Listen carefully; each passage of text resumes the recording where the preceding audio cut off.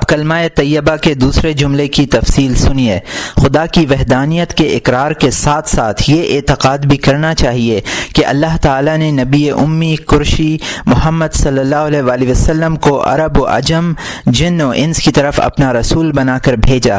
ان کی شریعت سے تمام سابقہ شریعتوں کو ان احکام کے علاوہ جنہیں اس نے باقی رکھا منسوخ قرار دے دیا۔ آپ کو تمام انبیاء پر فضیلت دی اور تمام انسانوں کا سردار بنایا۔ ایمان کامل کے لیے لا الہ الا اللہ کی شہادت کو کافی نہیں سمجھا بلکہ رسول کی شہادت بھی ضروری قرار دی۔ دنیا اور آخرت سے متعلق جن امور کی خبر آپ نے دی ان کی تصدیق واجب قرار دی۔ کسی بندے کا ایمان اس وقت تک قبول نہیں کیا جاتا جب تک کہ وہ مرنے کے بعد کے حالات پر جن کی خبر آپ نے دی ہے ایمان نہ لائے۔ مرنے کے بعد بعض حالات یہ ہیں جن پر ایمان لانا ضروری ہے۔ بندے کے لیے ضروری ہے کہ وہ منکر نکیر کی تصدیق کرے۔ یہ دونوں ہولناک اور محیب صورت کے دو شخص ہیں جو بندے کو قبر میں روح اور جسم کے ساتھ سیدھا بٹھلاتے ہیں اور اس سے توحید و رسالت کے متعلق دریافت کرتے ہیں۔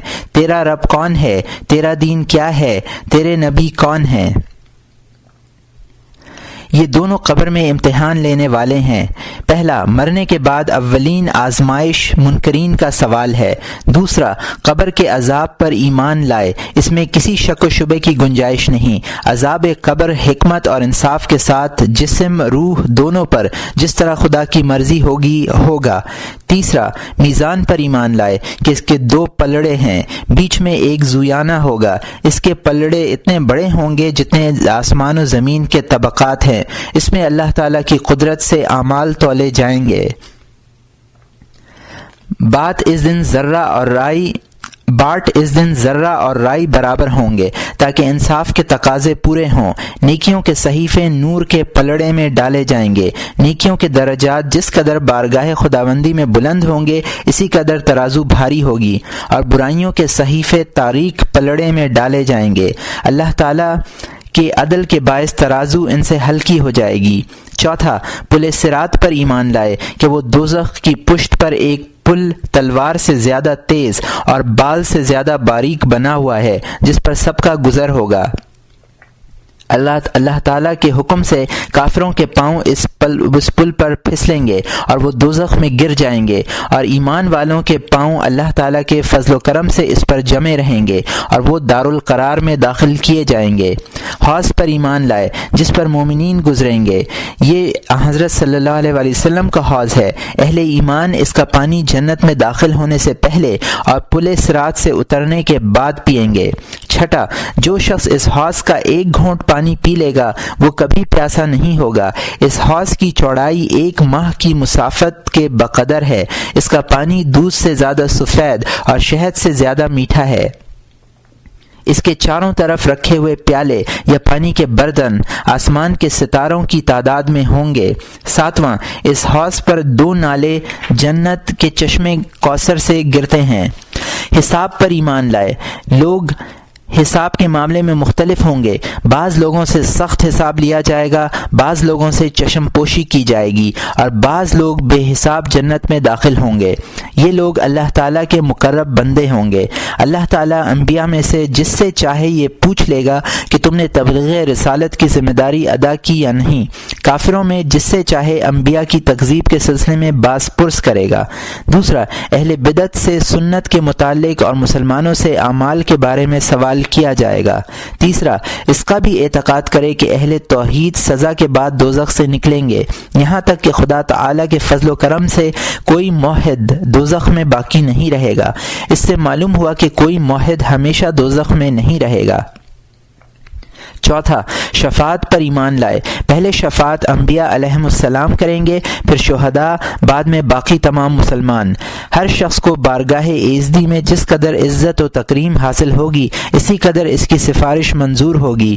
کچھ اہل ایمان ایسے باقی رہ جائیں گے جن کی کسی نے بھی سفارش نہ کی ہوگی، انہیں اللہ تعالیٰ اپنے فضل سے دوزخ سے نجات عطا کرے گا۔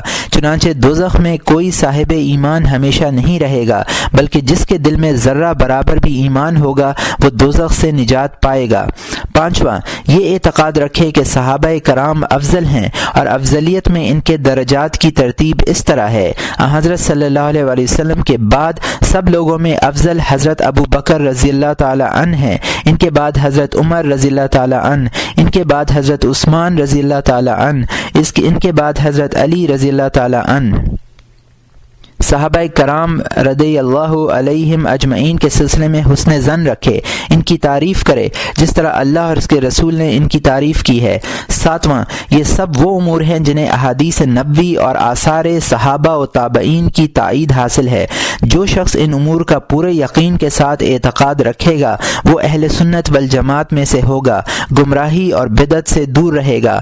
ہم اپنے لیے اور عامت المسلمین کے لیے اللہ تعالیٰ سے کمال یقین اور راہ حق میں ثبات قدمی کی دعا کرتے ہیں، وہ ارحم الراحمین ہے۔ وصلی اللہ علی سیدنا محمد وعلی آلہ واصحابہ اجمعین۔ دوسرا باب، ارشاد میں تدریج اور اعتقادات میں ترتیب کی ضرورت۔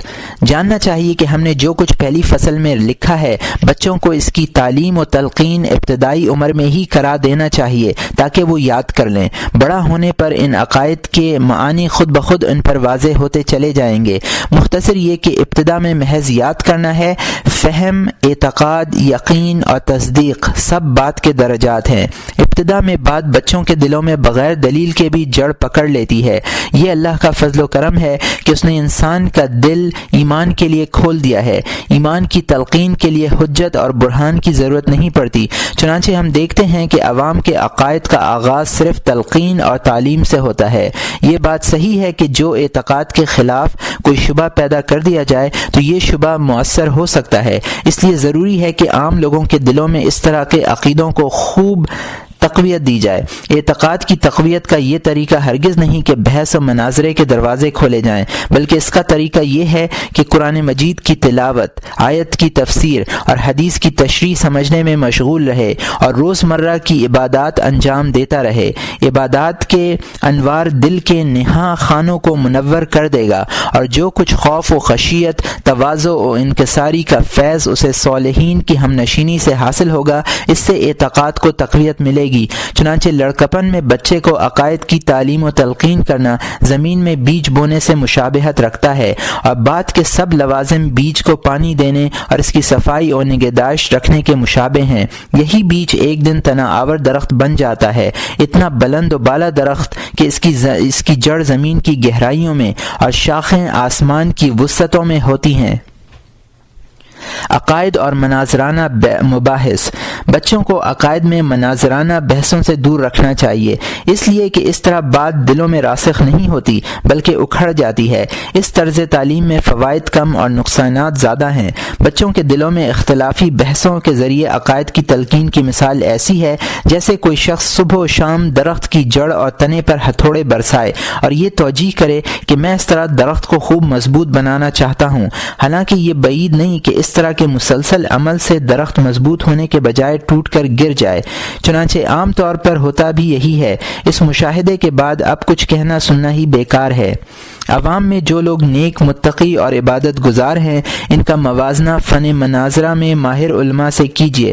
آپ دیکھیں گے کہ عوام کے عقائد پہاڑوں کی طرح اٹل ہیں، ان پر کسی چیز کا اثر نہیں ہوتا، اور فن مناظرہ سے اپنے عقائد کی حفاظت کرنے والوں کے عقائد ہوا میں معلق دھاگے کی طرح ہیں جو کبھی ادھر جھک جاتا ہے اور کبھی ادھر، کیونکہ وہ لوگ عوام اعتقاد کو بطور تقلید حاصل کرتے ہیں، یعنی دلیل اور مدلول کے سیکھنے میں کوئی فرق نہیں کرتے بلکہ دونوں میں تقلید ہوتی ہے۔ یہ لوگ بحث و نظر کی راہ سے اعتقادات اور ان کے دلائل کا علم حاصل نہیں کرتے۔ یہی وجہ ہے کہ عقیدوں میں روز بروز پختگی آتی جاتی ہے۔ پھر اگر وہ بچہ جس کی تربیت عقیدے پر ہوئی بعد میں دنیا کمانے میں مشغول ہو گیا تب تو اسے اس عقیدے کے علاوہ اور کچھ حاصل نہ ہوگا۔ تاہم اہل حق کے عقائد رکھنے کی وجہ سے آخرت میں سلامتی پائے گا۔ اس لیے کہ شریعت نے عرب بدوؤں کو صرف یہی حکم دیا تھا کہ وہ اپنے عقائد کو مضبوط بنا لیں، بحث و نظر اور بتکلف دلائل وضع کرنے کا حکم انہیں نہیں دیا گیا تھا۔ اگر وہ بچہ بڑا ہو کر راہ آخرت کے مسافروں کا ایک فرد بننا پسند کرے گا اور توفیق الہی اس کے ساتھ ہوگی تو اسے عمل میں مشغول ہونا ہوگا، تقوی اختیار کرنا ہوگا اور نفس کو خواہشات سے باز رکھ کر ریاضت اور مجاہدے پر توجہ دینی ہوگی۔ اس صورت میں اس پر ہدایت کے دروازے کھل جائیں گے اور اس کو نور الہی سے جو مجاہدوں کی وجہ سے اس کے دل میں روشن ہوگا، ان عقیدوں کی حقیقتیں وضع ہو جائیں گی، کیونکہ مجاہدہ کرنے والوں کے دلوں میں اس نور کی شمع روشن کرنے کا وعدہ کیا گیا ہے۔ قرآن پاک میں ہے وَالَّذِينَ جَاهَدُوا فِينَا لَنَهْدِيَنَّهُمْ سُبُلَنَا وَإِنَّ اللَّهَ مَعَ الْمُحْسِنِينَ۔ یہ پارہ نمبر 21 رکوع نمبر 3 کی آیت نمبر 69 ہے۔ اور ترجمہ، اور جو لوگ ہماری راہ میں مشقتیں برداشت کرتے ہیں ہم ان کو اپنے راستے ضرور دکھائیں گے، اور بے شک اللہ تعالیٰ ایسے خلوص والوں کے ساتھ ہے۔ یہ نور ایک جوہر نفیس ہے جو صدیقین اور مقربین کے ایمان کی غایت ہے۔ حضرت ابو بکر صدیق کے دل میں جو راز ڈالا گیا تھا اور جس کی وجہ سے آپ کو باقی تمام مخلوقات پر فضیلت حاصل تھی، اس راز سے بھی دراصل اس نور کی طرف اشارہ ہے۔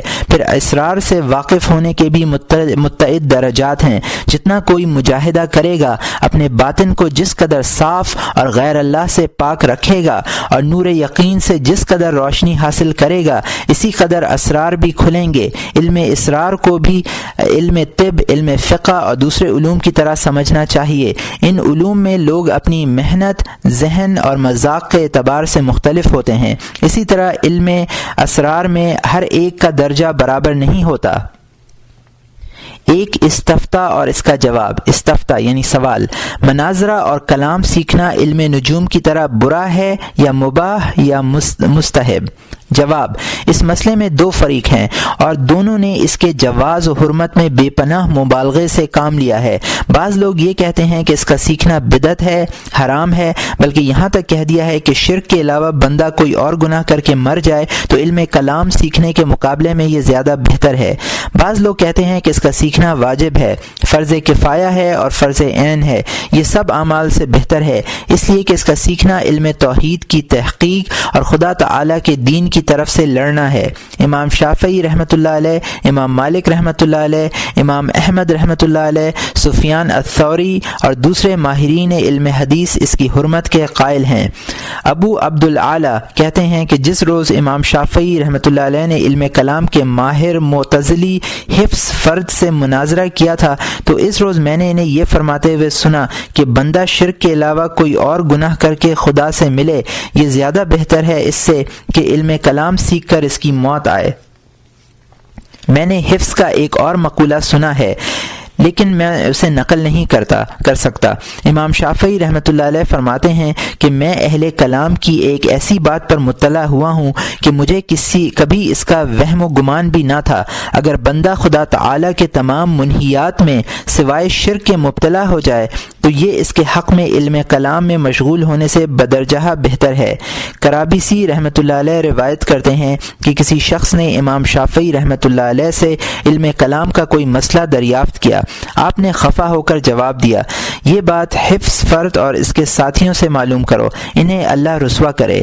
امام شافعی رحمۃ اللہ علیہ جب بیمار ہوئے تو حفظ فرد ان کی عیادت کے لیے گیا۔ امام شافعی رحمۃ اللہ علیہ نے پوچھا تو کون ہے؟ جواب دیا میں ہوں حفظ۔ فرمایا خدا تیری حفاظت نہ کرے اس وقت تک جب تک کہ تو اس سے توبہ نہ کرے جس میں مبتلا ہے۔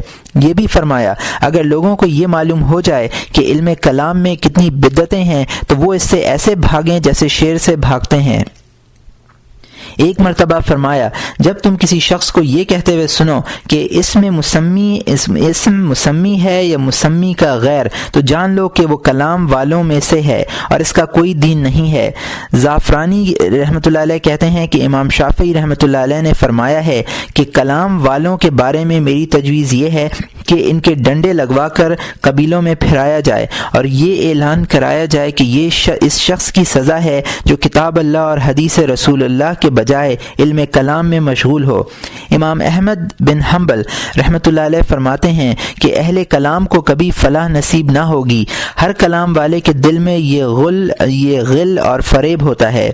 کلام کی برائی میں آپ نے یہاں تک مبالغہ کیا کہ محاسبی رحمۃ اللہ علیہ سے ان کے زہد اور ورع و تقوی کے باوجود ملنا ترک کر دیا، اس لیے کہ انہوں نے ایک کتاب اہل بدعت کے رد میں لکھی تھی۔ فرمایا، کمبخت، پہلے تو ان کی بدعتیں نقل کرتا ہے اور ان کے جوابات دیتا ہے، گویا تو ان لوگوں کو اپنی تصنیف سے رغبت دلاتا ہے کہ بدعت دیکھیں اور اس کے شبہات کا مطالعہ کریں۔ اس طرح وہ لوگ بحث و نظر کے عادی ہو جاتے ہیں۔ یہ بھی امام احمد کا قول ہے کہ علماء کلام بددین ہیں۔ امام مالک رحمۃ اللہ علیہ فرماتے ہیں کہ اگر کلام والوں کے مقابلے میں کوئی ایسا شخص آ جائے جو اس سے زیادہ تیز و ترار اور لڑائی میں ماہر ہو تو ہر روز ایک نیا دین ایجاد ہوگا، اس لیے ان کا کلام ایک دوسرے کی ضد ہوگا اور ہر ایک اپنی رائے پر اٹل رہے گا۔ آپ نے یہ بھی فرمایا کہ بدعت اور اہل ہوا کی گواہی درست نہیں ہے۔ آپ کے بعض شاگرد کہتے ہیں کہ اہل ہوا سے آپ کی مراد اہل کلام ہیں، خواہ وہ کسی مذہب پر ہوں۔ امام ابو یوسف رحمۃ اللہ علیہ فرماتے ہیں کہ جو شخص علم کی طلب کلام سے کرتا ہے وہ بددین ہو جاتا ہے۔ حضرت حسن رحمۃ اللہ علیہ فرماتے ہیں کہ اہل ہوا سے نہ جدل کرو، نہ ان کے پاس بیٹھو، نہ ان کی باتیں سنو۔ سلف نے کلام کی مذمت پر اتفاق کیا ہے اور جتنی شدید وعیدیں اس سلسلے میں ان حضرات سے منقول ہیں وہ شمار سے باہر ہیں۔ ان کی رائے ہے کہ صحابہ نے حقائق سے زیادہ واقف ہونے کے باوجود اور دوسروں کو بنسبت گفتگو میں زیادہ فصیح اور خطابت میں زیادہ ماہر ہونے کے باوجود کلام سے سکوت کیا۔ اس کی وجہ یہی تھی کہ وہ لوگ کلام کی خرابیوں سے واقف تھے۔ اسی لیے حضرت صلی اللہ علیہ وآلہ وسلم نے 3 بار ارشاد فرمایا، ہلک المتنتون، اور یہ صحیح مسلم کی حدیث ہے۔ ترجمہ، بحث اور کلام میں پڑھنے والے ہلاک ہوئے۔ یہ حضرات یہ دلیل بھی دیتے ہیں کہ اگر علم کلام کا تعلق دین سے ہوتا تو حضرت صلی اللہ علیہ وآلہ وسلم اپنے اصحاب کو اس کی تعلیم ضرور فرماتے، اس کا طریقہ بیان کرتے، اس علم کی اور اس علم کے حامل علماء کی تعریف و توصیف ضرور کرتے، کیونکہ آپ نے صحابہ کو استنجا کے طریقے بھی سکھلائے۔ مسلم شریف۔ فرائض یاد کرنے کا حکم دیا۔ ابن ماجہ۔ تقدیر میں گفتگو کرنے سے منع فرمایا اور یہ حکم دیا کہ تقدیر کے مسائل میں خاموشی اختیار کرو۔ صحابہ کرام ہمیشہ اس اصول پر کاربند رہے، چنانچہ اس اصول سے تجاوز کرنا ظلم کے مترادف ہے۔ یہ بھی ایک واضح حقیقت ہے کہ صحابہ پیشوا اور استاد ہیں اور ہم پیروکار اور شاگرد ہیں۔ ہمیں ہر حال میں صحابہ کرام کی اتباع کرنی چاہیے۔ دوسرا گروہ جو علم مناظرہ و کلام کو پسندیدگی کی نظر سے دیکھتا ہے، یہ دعویٰ کرتا ہے کہ کسی علم کی برائی یا اس کے الفاظ و اصطلاحات کی بنیاد ہوتی ہے یا اس کے معانی و مقاصد کے اعتبار سے۔ چنانچہ اگر علم کلام میں یہ خرابی ہے کہ اس میں جوہر، عرض اور دوسری اصطلاحات ایسی ہیں جو صحابہ کرام کے دور میں موجود نہ تھیں تو بہت ہی معمولی ہے۔ اس لیے ہر علم میں اس کی تفہیم کے خیال سے نئی اصطلاحات وضع ہو چکی ہیں۔ یہاں تک کہ حدیث، تفسیر اور فقہ میں بھی بے شمار اصطلاحات ایسی ہیں کہ اگر صحابہ کے سامنے پیش ہوتی تو وہ ان کو نہ سمجھ پاتے، جیسے قیاس، نقص، کسر، ترکیب، تعدید، فساد وغیرہ اصطلاحات ہیں۔ غرض یہ کہ اصل مقصد پر دلالت کرنے کے لیے الفاظ کا وضع کرنا ایسا ہے جیسا کہ ایک نئی صورت کا برتن بنا کر مباح ضرورت میں استعمال کرنا۔ اس میں کوئی بھی شخص خرابی کا قائل نہیں، لیکن اگر کلام میں خرابی معنی اور مقاصد کی بنیاد پر ہے تو ہم اہل کلام کا واحد مقصد یہ ہے کہ لوگ اس علم کے ذریعے عالم کے حدوث اور باری تعالی کی ذات و صفات کی وحدانیت کے دلائل جان لیں۔ یہ بتلائے کہ اللہ تعالیٰ کو دلائل کے ذریعے پہچاننے میں کیا خرابی ہے اور اسے حرام کیسے کہا جا سکتا ہے۔ ہاں، اگر علم کلام میں یہ خرابی ہے کہ اس کا انجام شور و شغب، تعصب، دشمنی، بغض اور کینہ ہے تو بلا شبہ یہ حرام ہے، اس سے بچنا واجب ہے۔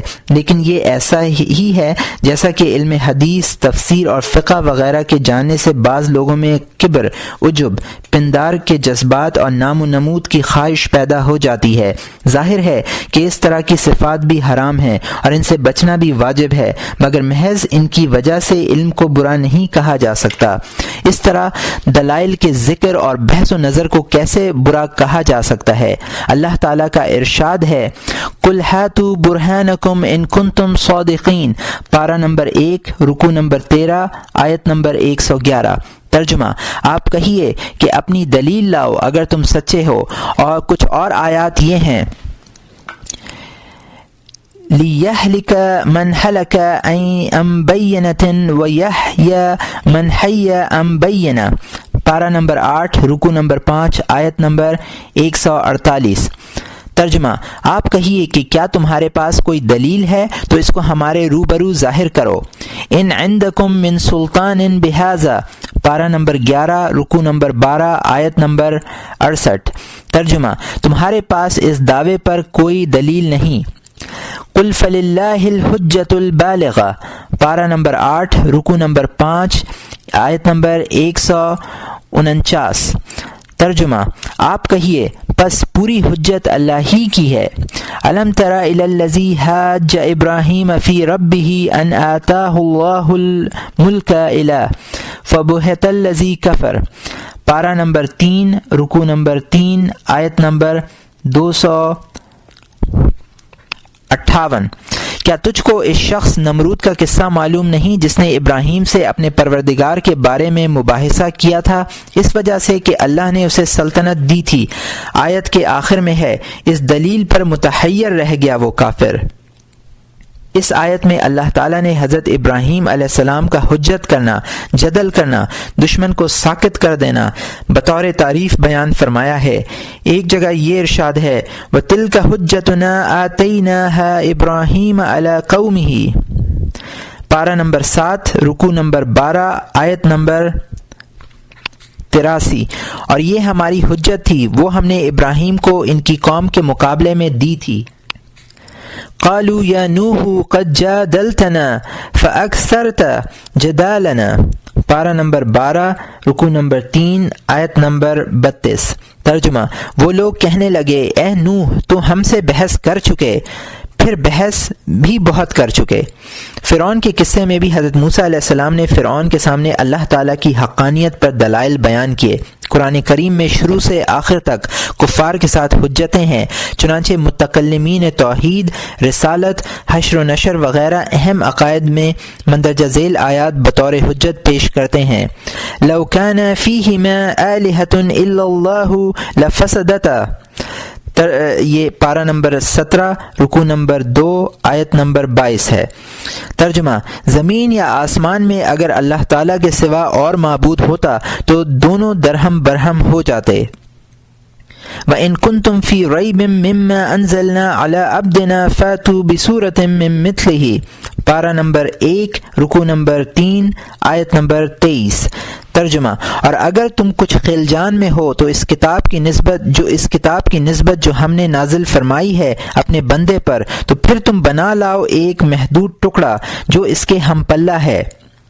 قل یحییھا الذی انشأھا اول مرہ، پارہ نمبر 23 رکوع نمبر 4 آیت نمبر 79۔ ترجمہ، آپ جواب دیجئے کہ ان کو وہ زندہ کرے گا جس نے اول بار میں ان کو پیدا کیا۔ قرآن کریم میں اس طرح کی آیات بکثرت موجود ہیں۔ انبیاء علیہم السلام کا طریقہ بھی مجادلے کا تھا، چنانچہ اللہ تعالیٰ فرماتے ہیں وَجَادِلْهُمْ بِالَّتِي هِيَ أَحْسَنُ، پارہ نمبر 14 رکوع نمبر 22 آیت نمبر 145۔ ترجمہ، اور ان کے ساتھ اچھے طریقے سے بحث کیجیے۔ صحابہ کرام نے بھی منکرین حق سے مناظرے اور مجادلے کیے ہیں۔ یہ صحیح ہے کہ وہ صرف ضرورت کے وقت مناظرے کیا کرتے تھے اور مناظروں کی ضرورت ان کے دور میں بہت کم تھی، چنانچہ سب سے پہلے حضرت علی رضی اللہ تعالی عنہ نے اہل بدعت سے مجادلہ کیا اور حضرت ابن عباس کو خارجیوں سے بحث کرنے کے لیے بھیجا۔ انہوں نے خارجیوں سے دریافت کیا، تم اپنے امام کی سزا کا مطالبہ کیوں کر رہے ہو؟ انہوں نے جواب دیا، دیا اس لیے کہ انہوں نے قتال کیا اور قیدی ہمیں نہیں دیے، نہ مال غنیمت تقسیم کیا۔ حضرت ابن عباس رضی اللہ تعالی عنہ نے فرمایا کہ یہ مسلمانوں کی باہمی جنگ تھی۔ قیدی اور اموال غنیمت کی تقسیم اس جنگ میں ہوتی ہے جو کفار سے ہو۔ بھلا یہ بتاؤ کہ اگر جنگ و جمل میں حضرت عائشہ قید ہو جاتی اور وہ تمہارے حصے میں ہوتی تو کیا تم ان سے وہی سلوک کرتے جو باندیوں سے کیا جاتا ہے، حالانکہ قرآن کے مطابق وہ تمہاری ماں ہیں؟ خارجیوں نے کہا ایسا ہرگز نہ ہوتا۔ یہ ایک طویل مجادلہ ہے۔ اس کا نتیجہ یہ نکلا کہ 2000 خارجی آپ کے متی ہو گئے۔ مروی ہے کہ حضرت حسن رضی اللہ تعالی عنہ نے ایک ایسے شخص سے مناظرہ کیا جو تقدیر کا منکر تھا، بعد میں وہ اپنے مذہب سے تائب بھی ہوا۔ حضرت علی رضی اللہ تعالی عنہ نے ایک قدریہ سے مناظرہ کیا۔ حضرت عبداللہ بن مسعود نے یزید ابن عمیرہ سے ایمان کے سلسلے میں مناظرہ کیا تھا۔ اس موقع پر آپ نے ارشاد فرمایا کہ اگر تم یہ کہو کہ میں مومن ہوں تو یہ ضرور کہو کہ میں جنت میں جاؤں گا۔ یزید ابن عمیرہ نے کہا اے صاحب رسول اللہ صلی اللہ علیہ وسلم، آپ غلطی پر ہیں۔ ایمان تو اس کا نام ہے کہ ہم اللہ پر، اس کے فرشتوں، کتابوں، رسولوں پر، بعث بعد الموت اور روزانے اعمال پر ایمان لائیں، نماز، روزہ اور زکوٰۃ وغیرہ کے احکام کی تعمیل کریں، ہمارے کچھ گناہوں اور یہ یقین ہو کہ وہ معاف کر دیے جائیں گے، تب ہم یہ کہیں گے کہ ہم اہل جنت میں سے ہیں۔ ان گناہوں کی وجہ سے ہم یہ کہتے ہیں کہ ایماندار ہیں، مگر یہ نہیں کہتے کہ اہل جنت میں سے ہیں۔ حضرت ابن مسعود رضی اللہ تعالی عنہ نے فرمایا کہ واقع میں تم نے درست کہا ہے، بخدا مجھ سے خطا ہوئی۔ اب رہی یہ بات کہ صحابہ اس طرح کے مجادلوں میں کم دلچسپی لیتے تھے، ضرورت پڑتی تو کم سے کم تقریر کرتے۔ مجادلوں کو انہوں نے کبھی فن نہیں سمجھا اور نہ اس میں کبھی تصنیف و تالیف کی ضرورت محسوس کی۔ اس کی وجہ یہ ہے کہ دور صحابہ میں مناظروں کی ضرورت کم سے کم تھی، کیونکہ بدعات کا ظہور بہت کم ہوتا تھا۔ جہاں تک تقریر میں اختصار کا تعلق ہے، اس کی وجہ یہ ہے کہ تقریر فریق ثانی کو خاموش کرنے، اسے قائل کرنے، اس کے شبہات دور کرنے، اس پر امر حق واضح کرنے کے لیے ہوتی ہے۔ اگر فریق ثانی کا اعتراض تفصیل طلب ہوگا یا اس پر اس کا اصرار زیادہ ہوگا تو اس کا جواب بھی طویل ہوگا۔ صحابہ رضی اللہ عنہم اجمعین کے پاس کوئی پیمانہ نہیں تھا کہ وہ اس سے اپنی تقاریر کی مقدار متعین کرتے۔ جہاں تک تدریس و تالیف یا تصنیف کا تعلق ہے تو صحابہ کرام کو اس کا ذوق نہیں تھا۔ یہی وجہ ہے کہ فقہ، تفسیر اور حدیث میں بھی انہوں نے تدریس یا تصنیف و تالیف کا مشغلہ اختیار نہیں کیا۔ اگر فقہ میں تصنیف کرنا اور نادر شکلیں وضع کرنا اس خیال سے صحیح ہے کہ کبھی اس کی ضرورت پیش آ جائے یا محض اس سے ذہین طالب علموں کی ضیافت طبع مقصود ہو، تو ہم بھی مجادلوں کے طریقوں کو اس خیال سے صحیح سمجھتے ہیں کہ شاید شبہات کے ازالے کے لیے کارآمد ہوں، اہل بدعات کا جوش و خروش کم کرنے اور ذہین طالب علموں کی جودت طبع کے لیے مفید ہوں، جیسے لڑائی کے لیے ہتھیار بنائے جاتے ہیں، اگرچہ جنگ کے دوران ان کی افادیت مسلم ہے۔ امر حق کیا ہے؟ یہ دونوں فریقوں کی تقریریں ہیں۔ ہمارے نزدیک تحقیقی بات یہ ہے کہ ہر حال میں مطلق کلام کو برا کہنا یا ہر حال میں اس کی تعریف کرنا دونوں غلط ہیں۔ یہ ایک تفصیل طلب تحقیق ہے، ذیل میں ہم اس کی وضاحت کرتے ہیں۔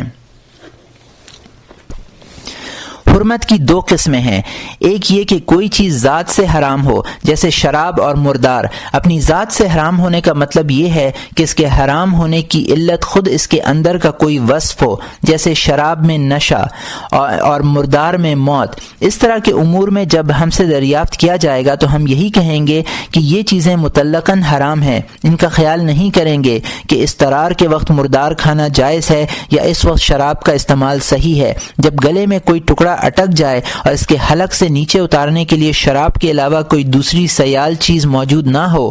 حرمت کی دوسری قسم یہ ہے کہ کوئی شے غیر کے سبب سے حرام ہو، مثلا مسلمان بھائی کی بیع پر بیع کرنا، اذان جمعہ کے وقت خرید و فروخت کرنا اور مٹی کھانا وغیرہ۔ ان کی حرمت کی وجہ یہ ہے کہ ان میں ضرر ہے۔ وہ امور جن کی حرمت ضرر کی بنیاد پر ہوتی ہے دو طرح کے ہیں، ایک وہ کہ ان کا تھوڑا یا بہت دونوں مضر ہوں، اس کو بھی مطلق حرام کہا جائے گا۔ مثلا زہر ہے کہ اس کا تھوڑا بھی مہلک ہے اور زیادہ بھی مہلک ہے۔ ایک وہ کہ ان کا ضرر کثرت کے وقت ظاہر ہوتا ہے، مثلا گرم مزاج رکھنے والے کے لیے شراب کی کثرت مضر مضر ہے، یا جیسے مٹی کے کھانے میں بھی کثرت مضر ہے، اس طرح کی چیزوں کو مباح کہا جائے گا۔ شراب پر حرمت کا اطلاق اور شہد پر جواز کا اطلاق غالب احوال کے اعتبار سے ہے۔ چنانچہ اگر کوئی ایسی چیز ہو جس میں حالات ایک دوسرے سے مختلف ہوں تو اس کے ہر حال کے مطابق حکم الگ ہوگا۔ اس سلسلے میں بہتر اور محتاط طریقہ یہی ہے کہ ہر ایک حالت کی الگ الگ تفصیل بیان کی جائے۔ اس تفصیل کی روشنی میں ہم علم کلام پر نظر ڈالتے ہیں۔ اس میں نفع ہے اور نقصان بھی۔ اس لیے ہم یہ کہتے ہیں کہ اہل کلام اپنے نفع کے اعتبار سے محل میں جائز ہے یا واجب ہے یا مستحب ہے یا اس کا وہ حکم ہے جس کا اس کا حال مقتضی ہو، اور اپنے ضرر کے اعتبار سے ضرر کے محل میں حرام ہے۔